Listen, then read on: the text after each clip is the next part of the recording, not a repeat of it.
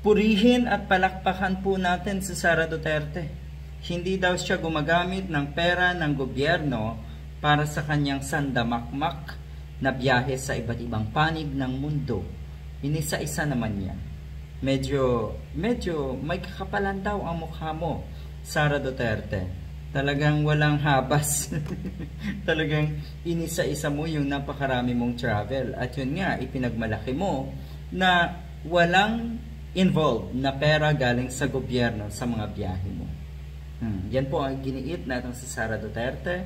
Nangyayari po ngayon ang House Committee or hearing tungkol nga sa proposed budget ng Office of the Vice President. Kaya lang tinerminate dahil nga mukhang katulad ng dati, yun pa rin ang gustong mangyari ni Sara Duterte na wala dapat magtatanong sa kanya.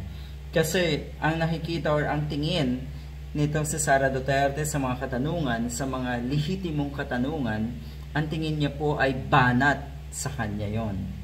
Kaya, ayun, mukhang gusto pang ilikaw ang usapin. Dahil may isang kongresista na nagngangalang ko at baka daw yun ay kamag-anak nung sasaldi ko. Okay, ulitin natin, walang pera na ginamit.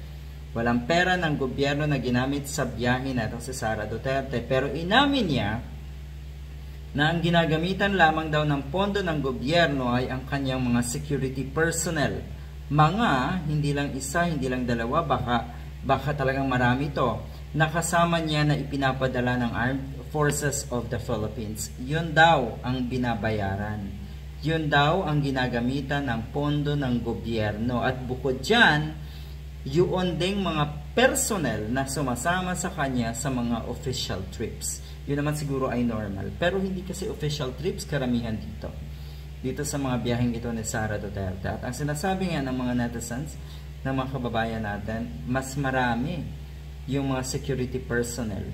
O sana nga, ikaw na lang, Sara Duterte, ang gumamit ng pera ng gobyerno at yung lahat ng security personnel ay ikaw mismo, sa bulsa mo mismo nang galing yung kanilang ginasto. Kasi mas marami yon.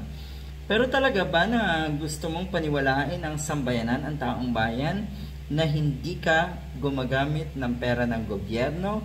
Yan daw po ay patawa mo, sabi ng mga online netizens or mga netizens nga. Ayan, inamin na rin, mas malala dahil mas malaki ang ginagastos.